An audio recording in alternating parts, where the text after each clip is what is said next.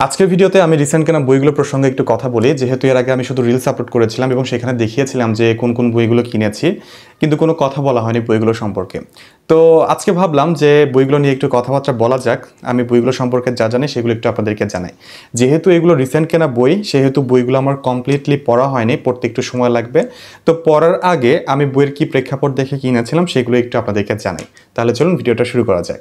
তাহলে চলুন এক এক করে জানি যে বইগুলো আসলে কি নিয়ে লেখা। আমি যতদূর জানি ততদূর একটু বলবো, কারণ বইগুলো আমার যেহেতু এখনও পড়া হয়নি, সেহেতু এটা কোনো রিভিউ ভিডিও হচ্ছে না। এগুলোর জাস্ট বইয়ের প্রেক্ষাপট এবং আমি কিভাবে বই চুজ করি এটা মানে একটু ধারণা দেওয়ার চেষ্টা করবো আপনাদেরকে।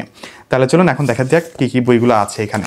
তো প্রথম বইটা হলো দাস পার্টির খোঁজে, যেটা লিখেছে হাসান মোরশেদ। তো এই বইটা হলো মুক্তিযুদ্ধের মৌলিক উপাখ্যান। মুক্তিযুদ্ধের মৌলিক উপাখ্যান বলতে কি, এই বইটা হলো জীবিত যারা গেরিলা আছেন তাদের মুক্তিযুদ্ধের সময়কার একদম বাস্তব অভিজ্ঞতাগুলোই এখানে লিপিবদ্ধ করা হয়েছে। তো এই বইটা হলো হাসান মোরশেদের একটা দীর্ঘ প্রয়াস লিপিবদ্ধ করার জন্য।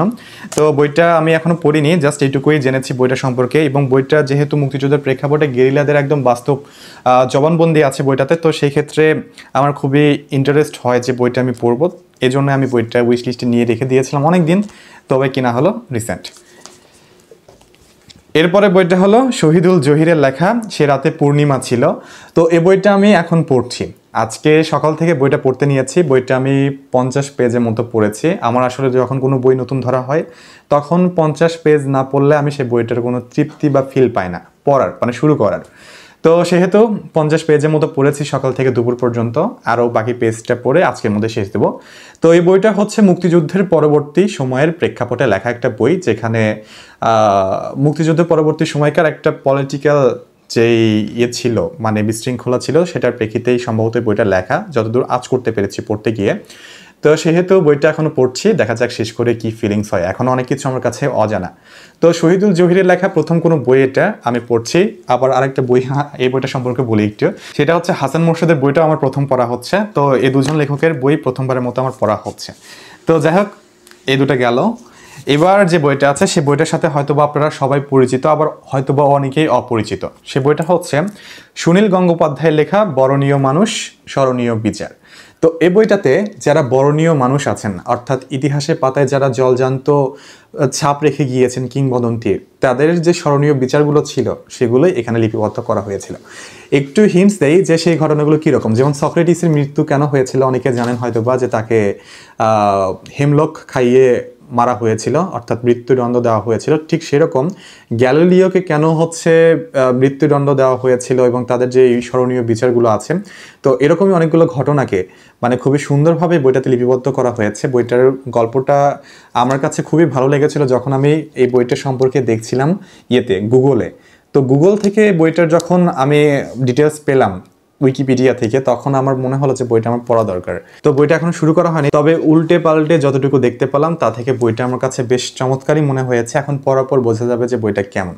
তো বরণীয় মানুষ স্মরণীয় বিচার, সুনীল গঙ্গোপাধ্যায়ের লেখা, এই বইটাও আমি কিনেছি এইগুলো প্রেক্ষাপট দেখে। তারপরে বইটা হলো শওকত আলীর লেখা প্রদোষে প্রাকৃতজন। এই বইটা এর আগে আমার কখনো পড়া হয়নি, মানে শওকত আলীর লেখাও আমার কখনো পড়া হয়নি। তার লেখা প্রথমবারের মতো পড়তে যাচ্ছি আমি এই বইটার মাধ্যমেই। তো আমি আসলে যখন কোনো লেখকের বই চুজ করি প্রথমবার পড়ার জন্য, তখন আমি চেষ্টা করি তাদের যে বেস্ট বইগুলো আছে, অর্থাৎ যেগুলো খুবই জনপ্রিয়, সেই বইগুলোকে সিলেক্ট করা। কারণ ওই বইগুলো পড়লে হয় কি, তার বাকি বইগুলো পড়ার প্রতি একটা আগ্রহ জাগে। কারণ ভালো লেখা পড়লে তো আগ্রহ জাগবে সেই লেখকের প্রতি, তাই না? তো সেই ক্ষেত্রে প্রদোষে প্রাকৃতজন বইটাকে আমি সিলেক্ট করি শওকত আলীর লেখা প্রথম বই হিসাবে। তো এটাকে মনে হলো যে একটা ইতিহাস সমৃদ্ধ কোনো উপন্যাস হতে পারে, আমি জানি না, জাস্ট যেহেতু প্রথমবারের মতো কিনেছি সেহেতু একটু ডাউট হচ্ছে আমার। তবে প্রদোষে প্রাকৃতজন খুব সুন শুরু করার পর বইটার একটা কমপ্লিট রিভিউ দেওয়ার চেষ্টা করব। তারপরে বইটা হলো শওকত ওসমানের লেখা কৃতদাসের হাসি। তো এই দুজন লেখকের নাম একদম সেম, একজন হচ্ছেন শওকত আলী আর একজন হচ্ছেন শওকত ওসমান। তো দুজনেরই খুবই বিখ্যাত বই আমার কেনা হয়েছে। তার মধ্যে কৃতদাসের হাসি এটা একটা নাটক, এটা কোনো উপন্যাস না, এটা পুরোটাই হচ্ছে একটা নাটক। তো এই নাটকটা সম্পর্কে টু বি অনেস্ট আমি কিচ্ছু জানি না, শুধু বইটার রেপুটেশন দেখে আমার কেনা হয়েছে। তো সেই ক্ষেত্রে বইটা সম্পর্কে আমি এখন কিচ্ছু বলতে পারলাম না, তবে এটুকু বলতে পারি যে এটা হচ্ছে বাংলা সাহিত্যের একটা খুবই কি বলবো পপুলার একটা বই। তো এর রেপুটেশন দেখে আমার কেনা হয়েছে, বইটা পড়া হয়নি। তো তারপরে বইটা হলো আপনাদের সবারই পরিচিত আগুন পাখি, হাসান আজিজুল হকের লেখা। তো এখানে একজন নারীর জবানিতে সেই নারীর জীবন নিয়ে বইটাতে আলোচনা করা হয়েছে। কে সেই নারী এবং কি সেই কিংবদন্তি কথাগুলো, সেগুলো আপনারা বইটা থেকে না হয় জেনে নেবেন। আমিও বইটা এখনো পড়িনি, তো আমাকেও জানতে হবে। তাহলে চলুন একসাথে জেনে নিই। তো আগুন পাখি বইটা আমার উইশ লিস্টে নেওয়ার একটাই কারণ, সেটা হচ্ছে বইটা সম্পর্কে আমি অনেক অনেক অনেক কথা শুনেছি।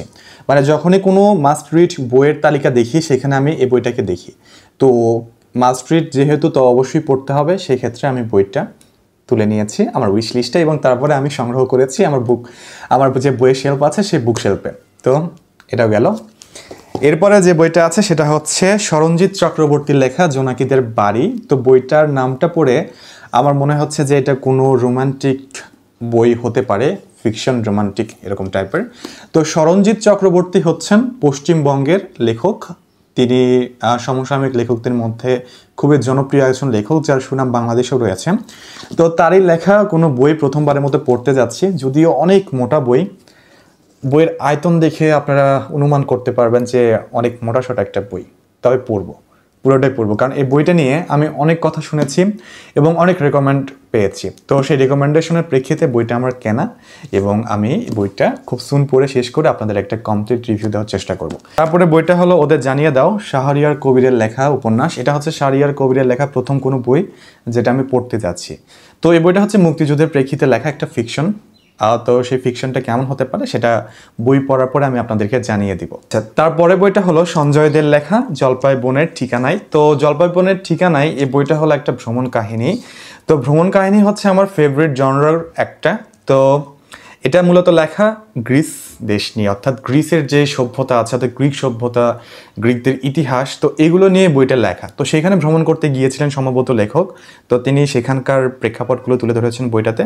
অনেক ইতিহাস সমৃদ্ধ হতে পারে, কারণ আমি ফ্ল্যাপ থেকে যেগুলো দেখতে পাচ্ছি, তো এখানে বেশ কয়েকটা ইতিহাসের ছোঁয়া দেওয়া আছে।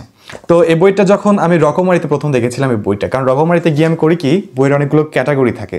তো সেই ক্যাটাগরিগুলোর মধ্যে থেকে চিরায়ত উপন্যাস, ভ্রমণ কাহিনী, নন ফিকশন, তারপরে থ্রিলার, অ্যাডভেঞ্চার, গোয়েন্দা, তো এগুলোকে হচ্ছে খুব সুন্দরভাবে ক্যাটাগরাইজ করা থাকে। তো সেখানেই একদিন আমি ঘুরতে ঘুরতে ভ্রমণ কাহিনীর যে বইয়ের লিস্টটা ছিল সেখানে ঢুকে পড়ি। তো সেখানে ঢুকে পড়ার পরেই আমি চেক করতেছিলাম যে কোন কোন বই এখানে আছে। তো সেখান থেকে আমি হুট করে এই বইটা দেখতে পাই এবং পাওয়ার পরে যখন বইটা আমি প্রেক্ষাপট পড়ি, যখন দেখি যে এখানে গ্রিস নিয়ে লেখা, তখন আমার খুবই ক্রেভিংস উঠে যায় বইটা পড়ার জন্য।